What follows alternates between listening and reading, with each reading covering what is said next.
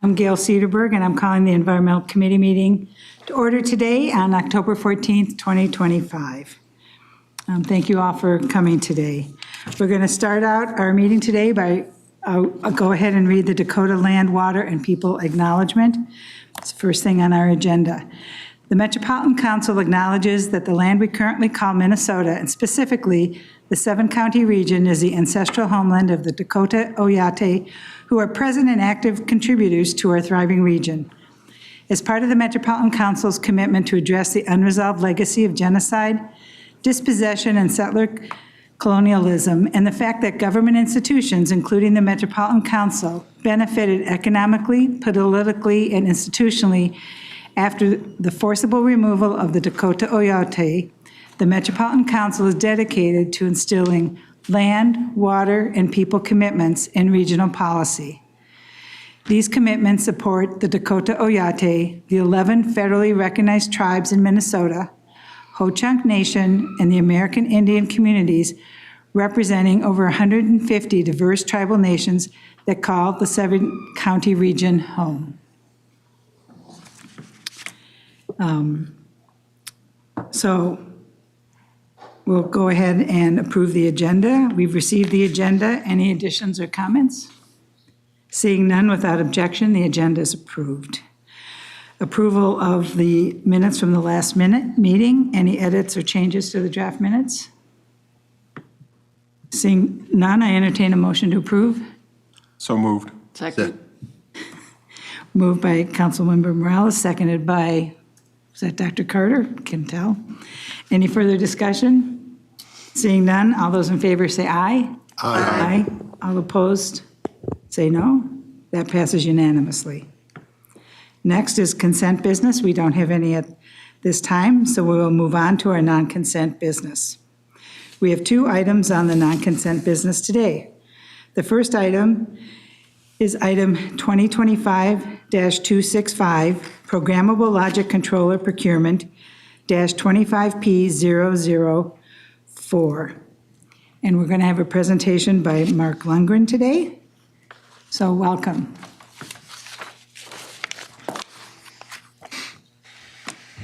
Good afternoon, Madam Chair, members of the Environment Committee. My name is Mark Lundgren. I am a principal engineer with the Plant Engineering Group within Environmental Services, and I have been with the agency since 2018. I am here to present business item 2025-265, Programmable Logic Controller Procurement, contract number 25P004, for your consideration related to the procurement of programmable logic controllers for our water resource recovery facilities.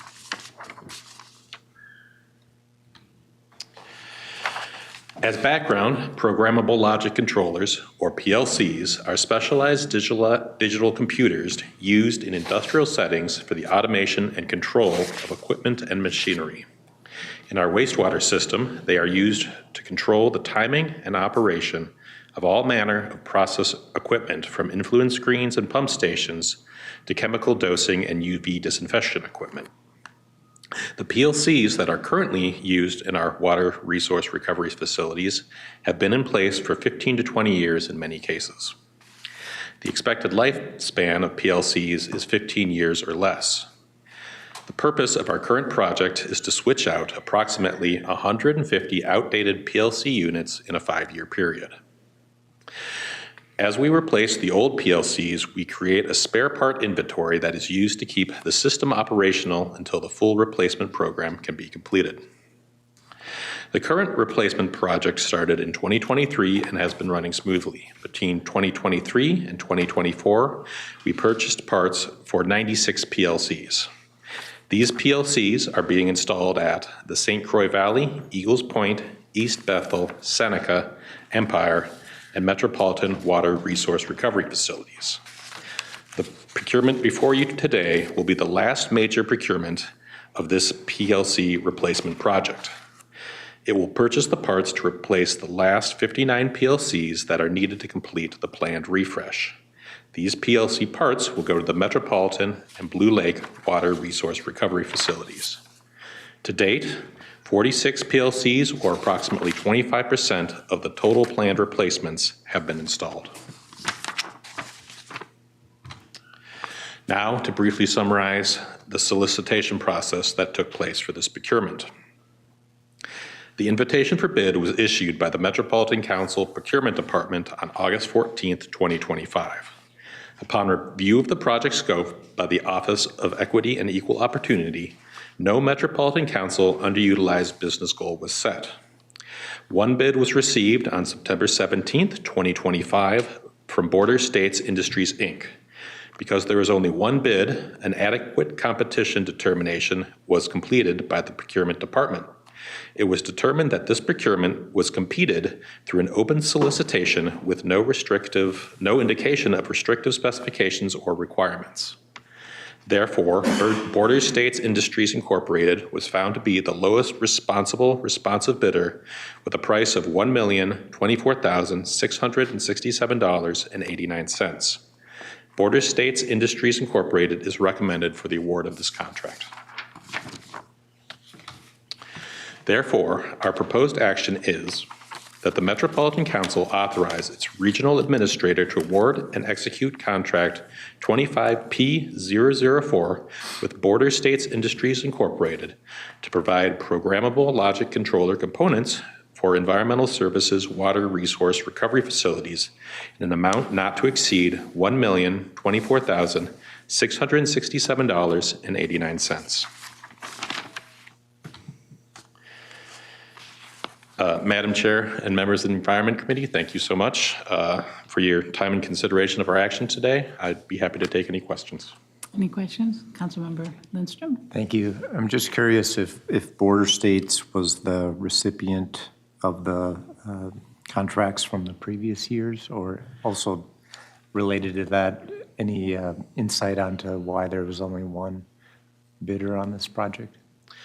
Madam Chair, Councilmember Lindstrom, thank you for the question. Yes, they were the recipient of the previous award. My understanding is that the amount of parts that we order at one time is quite large compared to a lot of other procurements, and regionally they are I believe are the only ones that could fill the quantity of units that we need. Thank you. Councilmember Jenkins? Phone a friend. What she saw, I was like, going to ask thank the you next for- question. Madam Chair, Council members, Jody Jacoby, Chief Procurement Officer, and just a little bit more detail on this procurement. Border States was the incumbent, and they are one of the distributors. We can get competitive pricing from multiple distributors, and that is why we had many plan holders. We did do an adequate competition analysis and contacted some of the other plan holders on contract, and they chose not to submit a proposal because they didn't think they could compete based on some of the tiered pricing that they had received. However, we are able to solicit competitive quotes from multiple different distributors on this product. Thank you. Commissioner Jenkins? Chair, thank you. My question is, since we're replacing 15-year-old or older parts, are there any updates to that equipment from what we were replacing? Madam Chair, Councilman, yes, thank you for the question. Like any computer, they get faster and smaller and more agile. So they are more powerful and more compact than the ones that are in there now. Okay, thank you. Councilmember Carter? Yeah, so my question, similar, so what's the projected life cycle for the new replacement? Yeah, Madam Chair, Councilman, thank you for the question.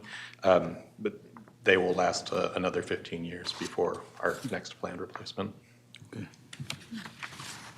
Thank you. Any other questions? Okay, seeing none, we have the proposed action. Oh, sorry, Jody, did you? Oh, okay. We have the proposed action that the Metropolitan Council authorize its regional administrator to award and execute contract 25P004 with Border States Industries, Inc. to provide programmable logic controller components to environmental services, water resources recovery facilities in an amount not to exceed $1,024,667.89. Is there a motion to approve? So moved. Second. Motion approved by Councilmember Jenkins, seconded by Councilmember Morales. Any further discussion? Seeing none, all those in favor say aye. Aye. Aye. All opposed, nay. That passes unanimously. Thank you so much for coming today, and thank you, Jody, as well.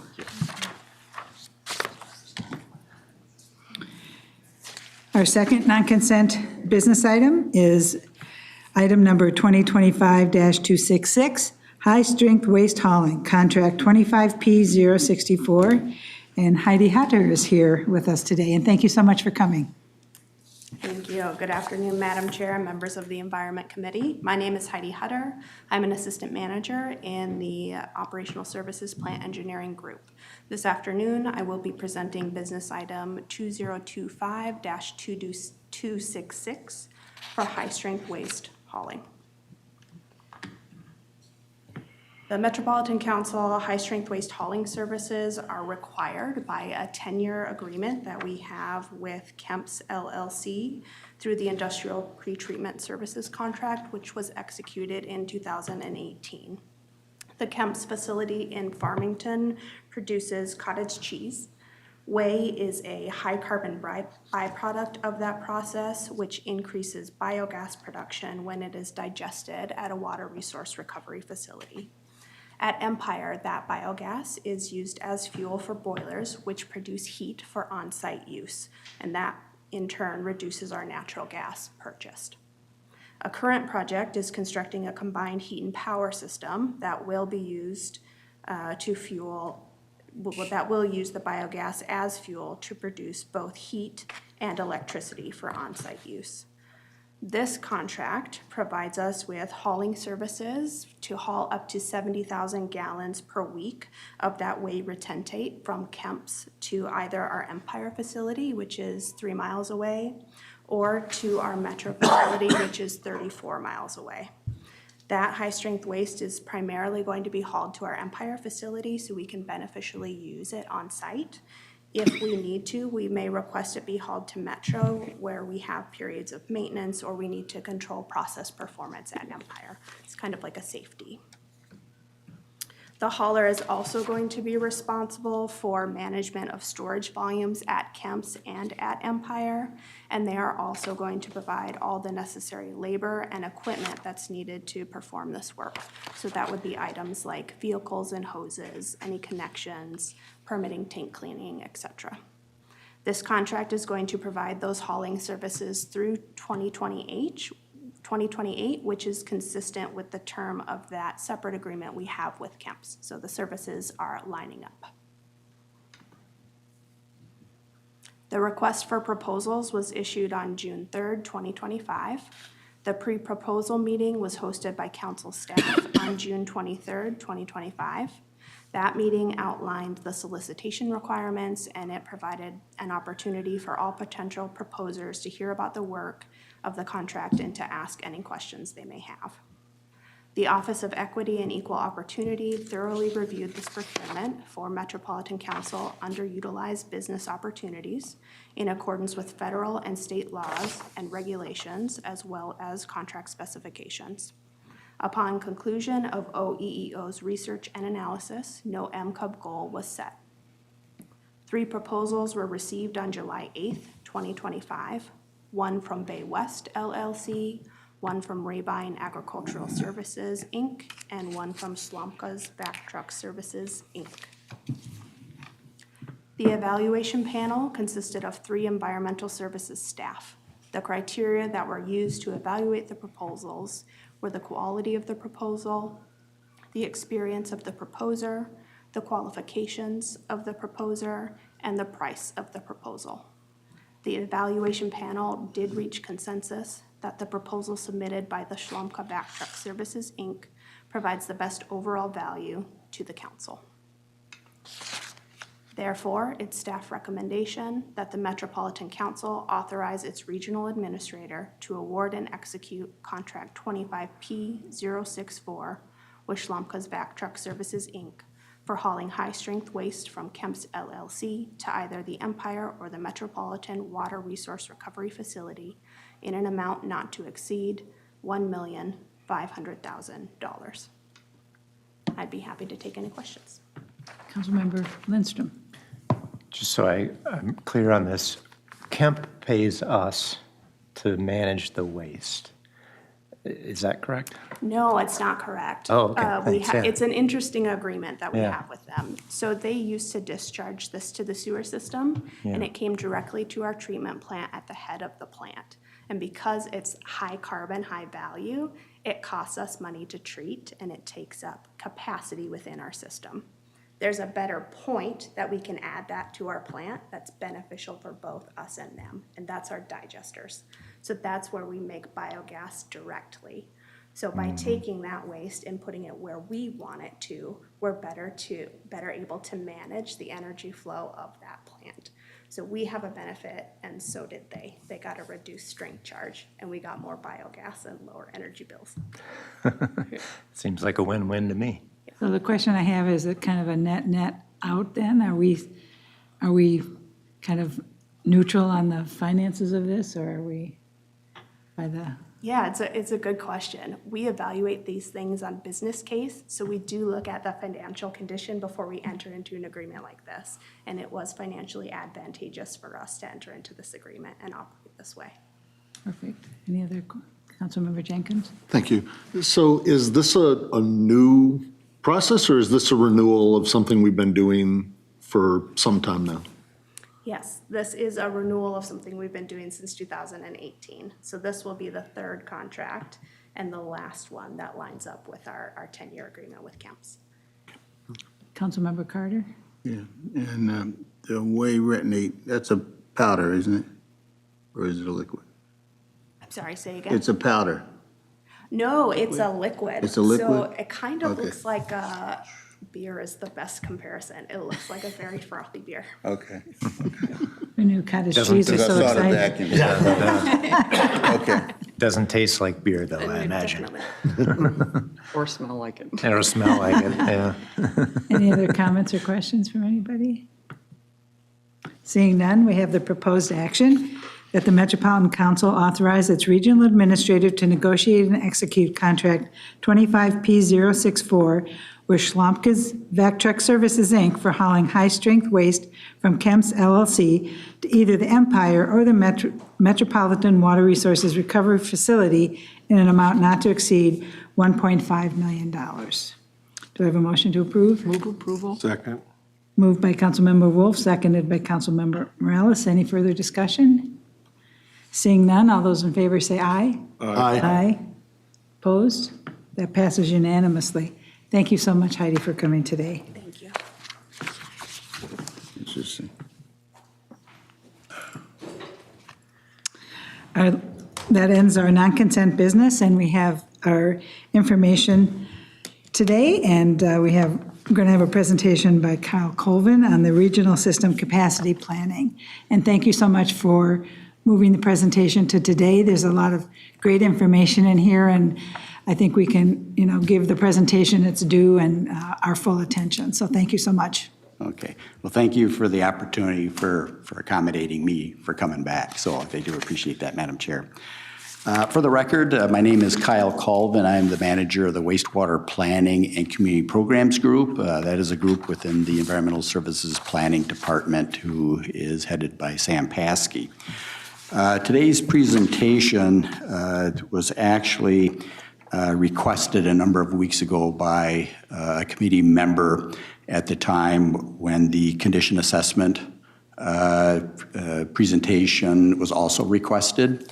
And so I'm here today to review how the council monitors regional wastewater system use and how it plans for system capacity investments to accommodate future growth within the council's regional wastewater service area. And also, just to kind of set this up a little bit, this is one of 3 presentations that I've in the process of preparing. It's an attempt to capture some of the institutional knowledge and the experience that my group has been involved with through a number of years in the various activities that we're involved with. Today we've got the system capacity analysis. There's another one on the municipal wastewater charge process that I think is kind of on deck for a future Environment Committee when there's a need for an information item. And then there's a third one that'll be on the regional I&I program that I'll be in the process of wrapping up. So those future presentations you can expect. Again, much of this information really gets into a lot of detail, so some of these slides I'll be going through pretty quickly, kind of keeping it high level. But first, I'd like to identify that there's two primary state statutes, and we have a couple of internal policies that really obligates and guides the council's activities to ensure that there's adequate capacity to serve communities' projected growth, and some of the conditions that must be met before that regional investment is made to accommodate local community growth. There's two primary statutes that relate to that council's role. We have 73-511.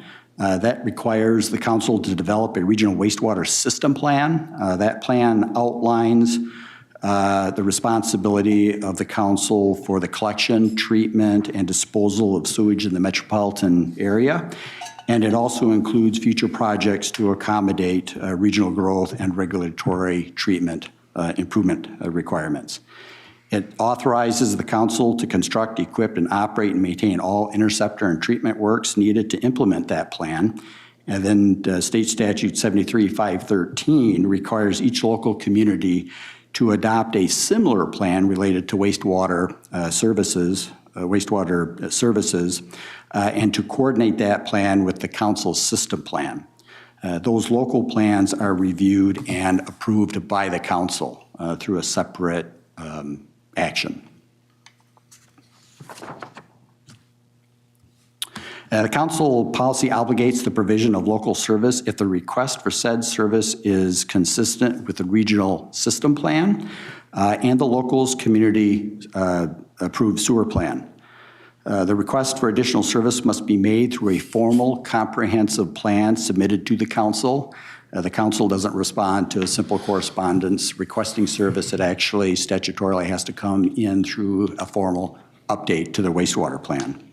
Regional improvements will be made where feasible and staged so that capacity is available as reflected in those local approved comprehensive plans. Service will be provided to meet the anticipated growth of the region as economically practical and provide new direct service to areas that meet minimum development service area size requirements and minimum residential density development requirements. The regional as outlined in the regional development guide, and when there is no existing capacity to provide service elsewhere in the region. So that statement focuses on the extension of new services to new regions or new communities in the region, and Credit River would be one good example of that. In the last comprehensive plan, they requested service for the first time, and we are in the process of acquiring a local asset to provide that service. That local asset is the only means in which to provide Credit River for that service. Here we've got a number of terms and definitions. I won't go through these in any great detail. We've got, in terms of hydraulic capacity, the premise of system capacity review as it relates to gravity sewer pipes. Generally, the council recognizes capacity in terms of depth of flow within a pipe, and it's generally accepted that a pipe that's flowing at 80% full is considered virtually at full capacity, and there's some technical reasons behind why that 80% is the figure, and I can go into that at the end of the presentation if there's any questions on that. And then for force mains, which are pressurized pipes, usually capacity is characterized in terms of velocity, and velocities in force mains that approach that 7 to 8 feet per second is usually considered to be at full capacity. And then surcharge flow conditions, I needed to include some photos for the committee here. Are those from Minnesota? Are those photos from our region, or are they just? They are not, but I have Okay, seen that's a good thing. similar photos. Okay.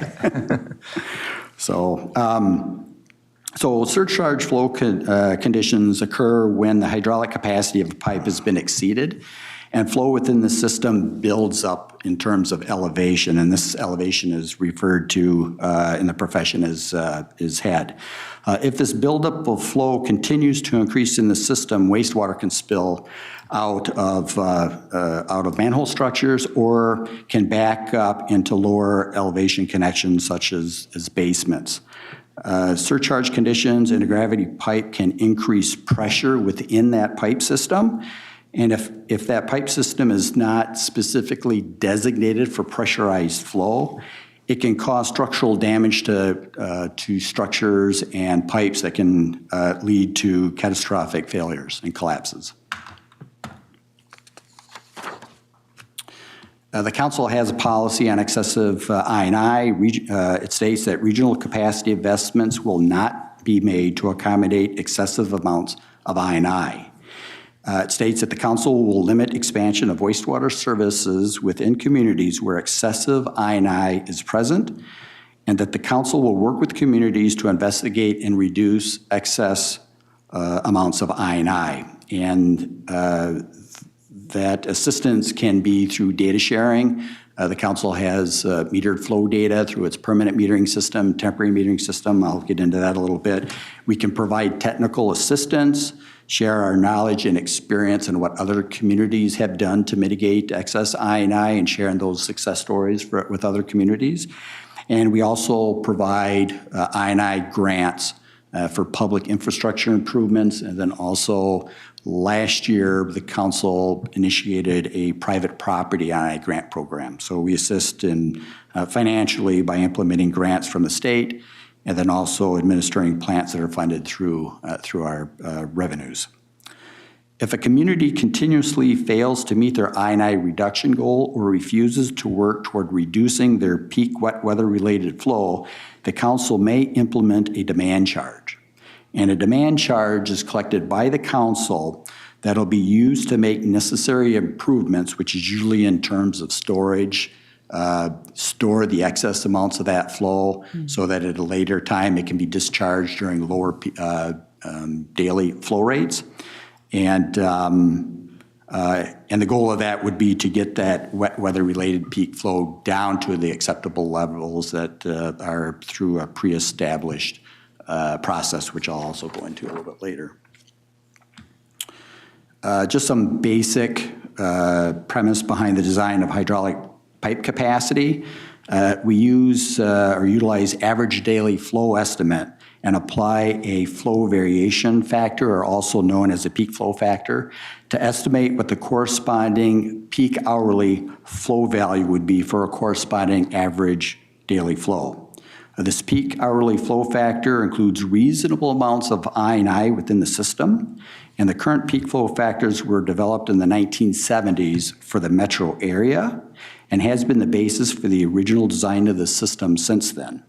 They represent a slightly higher allowance of I&I in the system that is nationally recognized by the 10-state standard factors, which is the design standard for the upper Midwest region, and also allows slightly more I&I in the system as identified under the American Society of Civil Engineers. The council adopted in the 2040 water policy plan and again reaffirmed that in the 2050 policy plan with input from an earlier I&I task force, a second set of peak flow factors that will be used to establish allowable peak flows within the system under the council's regional I&I program. So what that means is there's one set of peak flow factors that are routinely used by the council and local communities to design capacity in the local collection system. But from the council's administration of the I&I program, we have a second set of peak flow factors, which actually allows about 15% more flow into the system.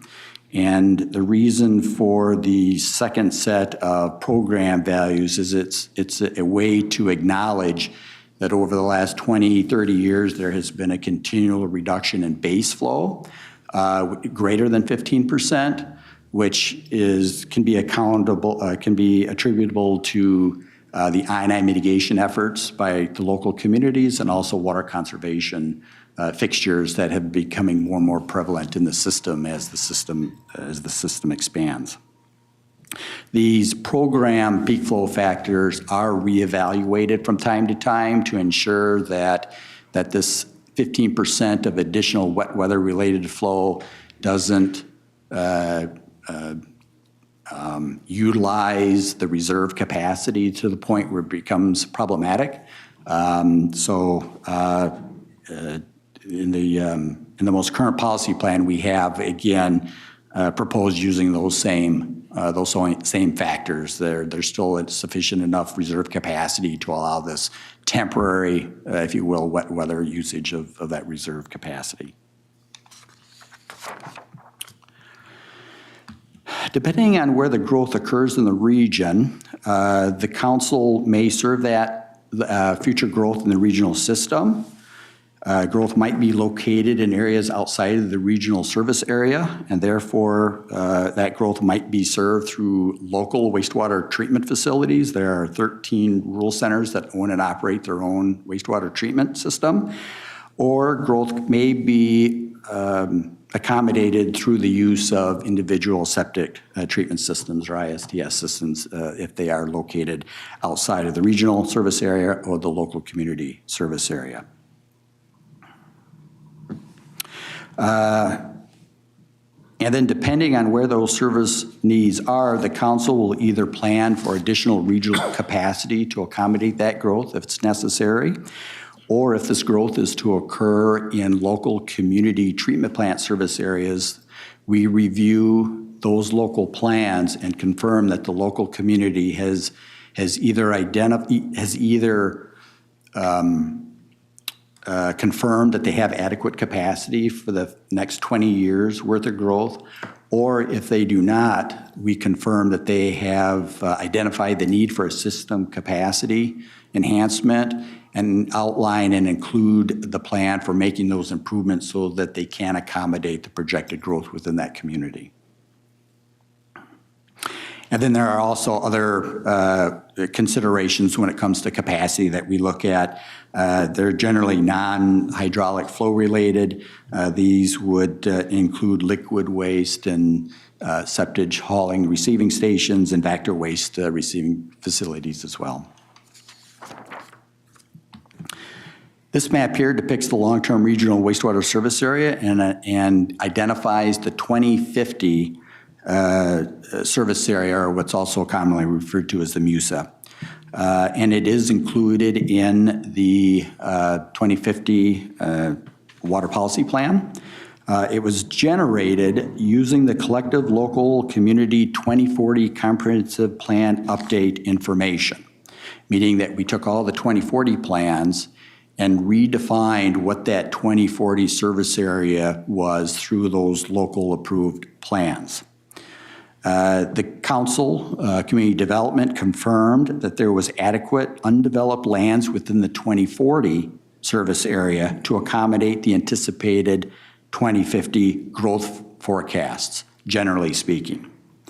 Therefore, the service area that was identified as the 2040 MUSA line was then renamed or rebranded as the 2050 service area or MUSA.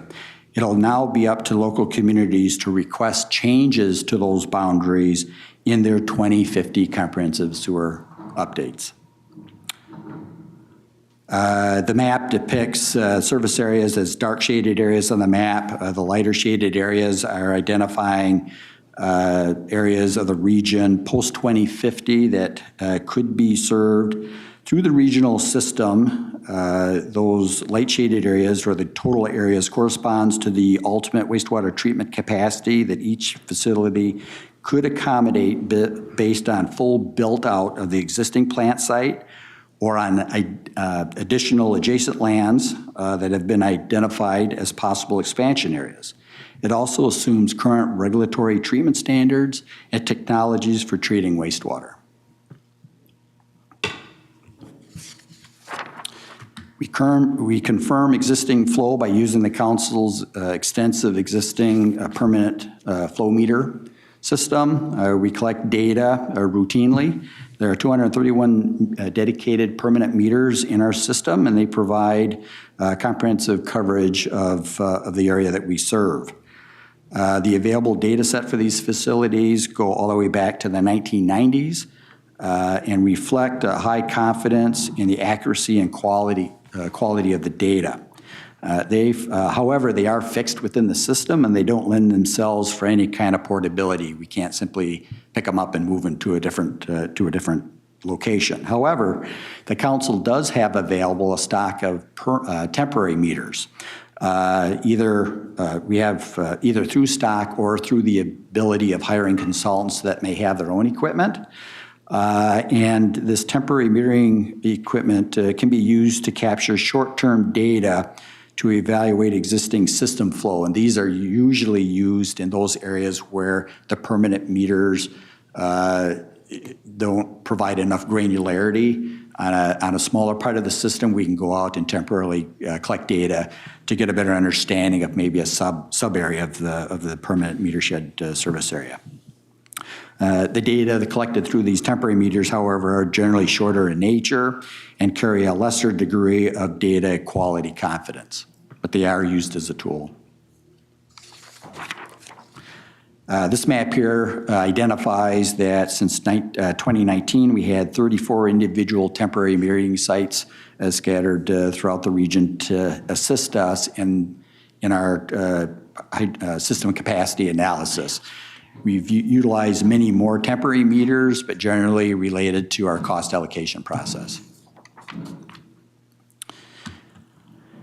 In 2023, staff presented to the Land Use Advisory Committee the results of the potential impacts on 5 growth scenarios that community development had come up with.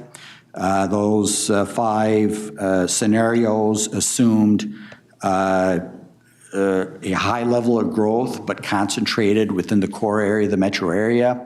Another scenario was a high level of growth, but dispersed throughout the 7-county area. And then we had, counter to those 2 examples, we had low growth, anticipated low growth scenarios, but concentrated in low growth that was dispersed across the region. And then we had a 5th model, which was business as usual, that was ultimately adopted by the council in its growth forecast modeling purposes. And the business as usual reflected a continuation of the growth trends that the region experienced since the release of the Thrive 2040 Development Guide. The impact of the business as usual scenario, the impact that the business as usual scenario had on the wastewater regional system was negligible in that only a few regional system capacity constraints were identified through that analysis. And many of those out to 2050, and many of those had already been identified through the 2040 exercise. And then that effort generated a series of maps that identified the segments of interceptor pipe where these capacity restraints were located, and then also generated tables that identified the lineal footage of each scenario run to assess, again, the impact of the growth, each one of the growth scenarios. The assigned community growth forecast and corresponding impacts on system capacity is evaluated multiple times throughout the 10-year planning cycle. The capacity analysis is first evaluated during the growth scenario, the process I just outlined. This is before the release of the development guide. Then growth figures are confirmed with the release of the development guide and the water policy plan figures, and are reevaluated to see if there are any significant changes to the growth scenario forecast review process. There's, once the preliminary forecasts are released, there's an opportunity for communities to provide input, request adjustments to those. So once those have all been compiled, we check again to make sure that there hasn't been any significant changes that would change our findings from the first review. And then also, once the system statements are released, or before the system statements are released, we review the forecasts again, because that's after a second opportunity for communities to weigh in on their forecasts. And then when the community submits their comprehensive plan update in 2028 this round, we will again take a look at the growth forecast to see if they represent any significant deviation from the other three opportunities that we had to review those forecasts. And then after the approval of the update, the council continues to review subsequent comprehensive sewer plan amendments, AOERs, EAWs, EISs, and any other large projects where high volume discharges could change the analysis and our findings from the previous capacity analysis. And one good example of this would be data centers, which has been a recent, we've seen a recent influx of proposed data centers, particularly many of them in Dakota County. And so because these can represent very significant discharges to the regional system, we go back and reevaluate what the potential impacts for those are to the regional system. So there's multiple opportunities for us to check on these capacities, system capacity. Existing generation rates, we have to start somewhere when we take a look at system capacity. And of course, that starting point is, what's the existing system flow today? And so the existing generation rates within the regional system varies from community to community and from one geographic area to another. Generally speaking, studies have shown that generation rates in the existing system average about 70 gallons per person per day, 180 gallons per residential equivalent per day, or roughly 800 gallons per acre per day. Those are the existing rates that we see today, on average, across the region. These rates reflect higher than those that we see generated from newer development. And this is largely due to the fact that a large portion of the existing system was built prior to 1970, when many of the services particularly were segmented clay tile pipe. And also in 3 communities in our region, they had combined sewer systems. And there are still some remnants of some of those cross connections that still exist today. So the system generation rates are impacted by that. And then also the older part of the system prior to 1970 also had a higher use of or contained plumbing fixtures where higher water use is very prevalent. They weren't water conserving fixtures. However, for projecting future flow, recent flow data suggests that lower generation rates are actually occurring from those new development areas. Assumptions for flow generation for new development need to consider the development type, the proposed land use guiding for each area within these growth areas. But generally speaking, for planning purposes, we acknowledge the following daily averages: 60 gallons per person, so down 10 gallons per person for future growth, 15 gallons per employee, which is essentially about the same as what we see in a non-water intensive industry from an employee generation, between 150 to 160 gallons per residential equivalent connection, and between 600 and 800 gallons per acre per day. Now, each situation is a little bit different, and land use guiding really plays a a very large role in what our assumptions will be when it comes to trying to determine what kind of system capacity we need to take into consideration, but these are generally what we see across the region as an average.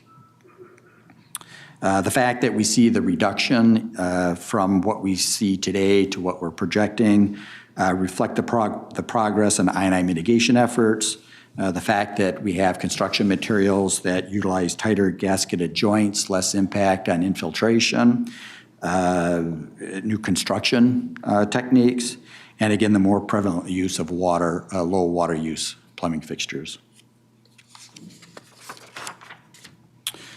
And then here is a list of projects that we are currently in the process of completing or either completing or initiating. We've got system modeling efforts going on in Minneapolis, St. Paul, the Lake Minnetonka system, in the northwest Hennepin and Anoka County area, and then also in the northeast system that covers Forest Lake, Hugo, all the way down into St. Paul.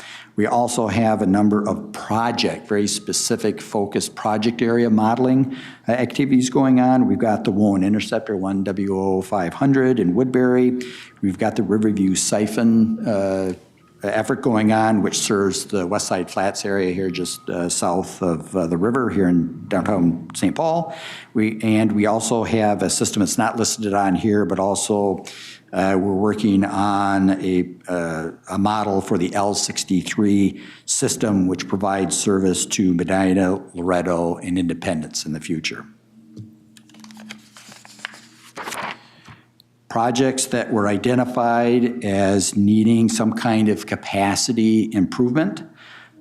These are all projects that are identified in the current Environmental Services 6-year comprehensive plan. They include projects in Blaine, Savage, Credit River, Bloomington, Forest Lake, Lake Elmo, Woodbury, and then also the southeast area in northern Dakota County, which includes the service to Hastings. And then we also have projects in the Crow River, Blue Lake, and Metro water resource recovery facilities that pertain to both hydraulic and solids capacity enhancements. So just to wrap this up, the provision of regional wastewater system capacity is required by state statute and governed by Metropolitan Council policies. Prior to making regional system capacity investments, communities must first reflect those capacity needs in a formal council-approved comprehensive sewer plan, and that service must satisfy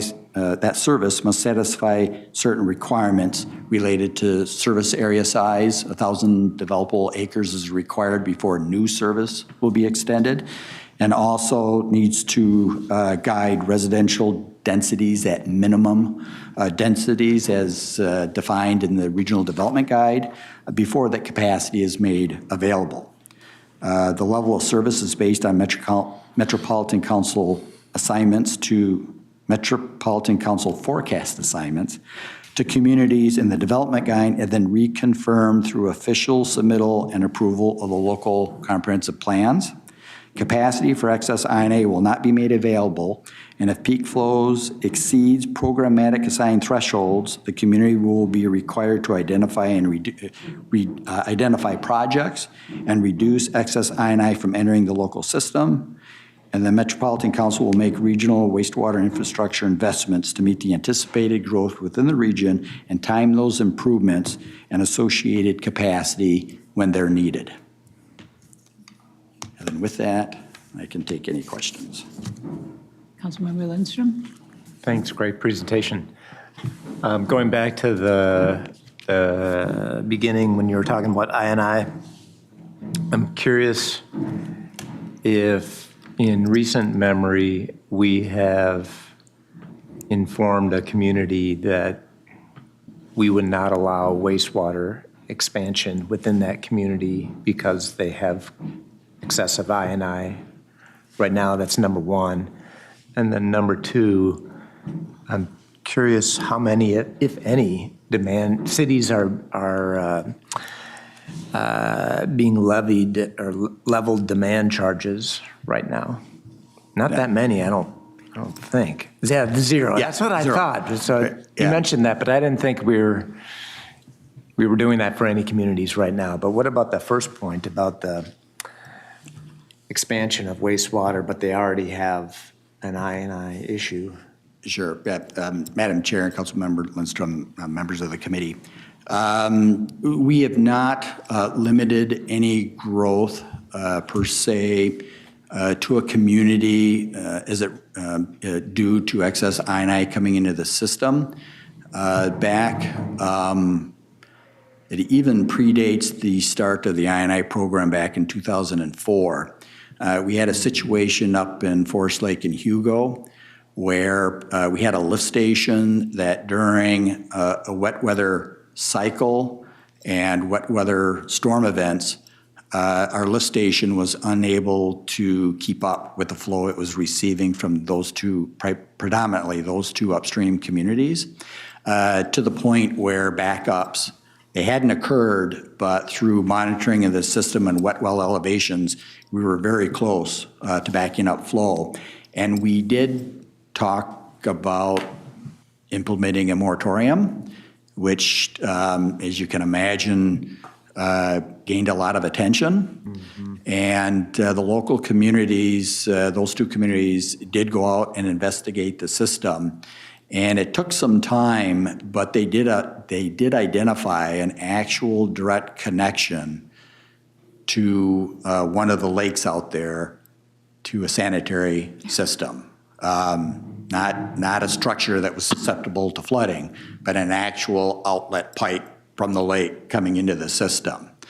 And once that was identified and eliminated, the flows came down below our standard peaking factor. So we were able to advert assigning any kind of a moratorium or building restriction out there. It just took the local communities, the diligence to go out and locate it. And that might have been in the early 2000s or late 90s. But to my knowledge, that's the only time where wet weather-related flow got to the point where we were about ready to have to do something in terms of restricting additional connections. That must have been a great day when someone said, "Hey, where did this pipe go?" Wait a minute. Yeah, it was. It wasn't broadly advertised what had been discovered. We kind of found out through the grapevine. Councilmember Wolf? Thank you, Madam Chair. I would just follow up on that. The I&I program, I think, really changed the culture around maintenance in the region. At first, there was a lot of, it's your problem, no, it's your problem, kind of finger pointing going on. But like in Lakeville, there was some manhole structures that were at the edge, they were supposed to be at the edge of a lake, but they were actually in the lake. So if the water level got high on the lake, it would go in. And we figured it out because the council was telling Lakeville, hey, you've got this I&I problem. And they were like, no, we don't. You've got the I&I problem where your structures are in the lake. And so they did a project to raise them up above the lake level. And, otherwise, there isn't that communication that would go on, it's somebody else's problem. So it got us all kind of working together on all of our maintenance for a better system. And it started out as just a 5-year project, and that was all it was going to be. But it was such a great thing to do that everybody realized this needs to be ongoing maintenance. It's not just a one-time shot. And so it's made for a much more cooperative atmosphere, I think, within the wastewater system, and has been a benefit to everybody. Mm-hmm. Any other comments? Well, Kyle, I'd like to thank you for putting together this presentation, because you started out with kind of setting the table as to why you have what statutes are here and why we have it and what's the plan. And so this gives me talking points for my community and my district, because I have a lot of rural districts and they're concerned the council is going to put in wastewater lines. Well, you've set the table here to say you have to have developable acres, it's got to be local, it's nothing that's going to be done to your community without the proper planning. And so I really appreciate this presentation, because I can pull from this in my discussions with my community. So it's been really, really helpful. And also, I'd like to thank you for all the times that you've met with the different people in my communities with the different issues. And so you're just such a valuable resource as well for the information and the technical expertise as well. For some of these conversations can get rather heated, and you come with the facts and the information and a steady, calm composure, and we really have dialogue and have really developed some strong partnerships with some people that so really bring the education along. So other council members, if there's issues and stuff, Kyle's just an amazing resource for you. So Thank you. So thank I you for appreciate putting that. this together. It's great. Appreciate it. So that ends our information items, and we'll move on to reports.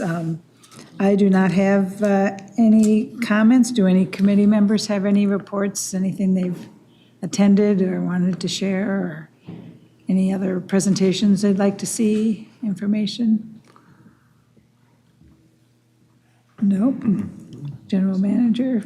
I've got some answers for some questions we got at the last meeting on the Minnesota Technical Assistance Program, or otherwise known as MNTAP. So one of the questions was, what's the savings as a result of this investment we've made over many years with MNTAP?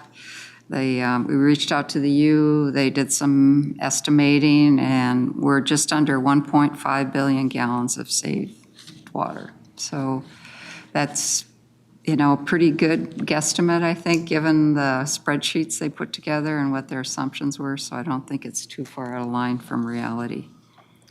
One of the questions we also received was whether or not we've ever hired any MNTAP interns, and we do have one manager on staff that says they recall having hired 2, one still works here. There might be some more that we're just not able to dredge up that history, but I think that's actually a pretty good indicator that they're attracted to the work they got to do on their internship and came to work for us. Councilmember Wolf asked about whether we follow up on practices and see cumulative results with businesses, and MNTAP says they follow up with their clients for at least 2 years after the culmination of each project, and then sometimes longer. They've gone as long as 4 to 6 years, depending upon the complexity of the project and the nature of it. And lastly, the question was, do they know who's funding them so that they're able to be interns? And the U shared how they orient all of the interns in terms of where the money sources or revenue sources are coming to fund them, and actually focuses in on the council's goals, the Met Council Clean Water Legacy, and reminds them to stay aligned with those priorities as they're doing their work. So I feel like the U has got a good, solid program. We've seen really good results. And it's a good thing that we're able to continue that relationship going forward. Well, thank you so very much. Any other last comments? Seeing none and no other business, the meeting is adjourned. Thank you, everybody.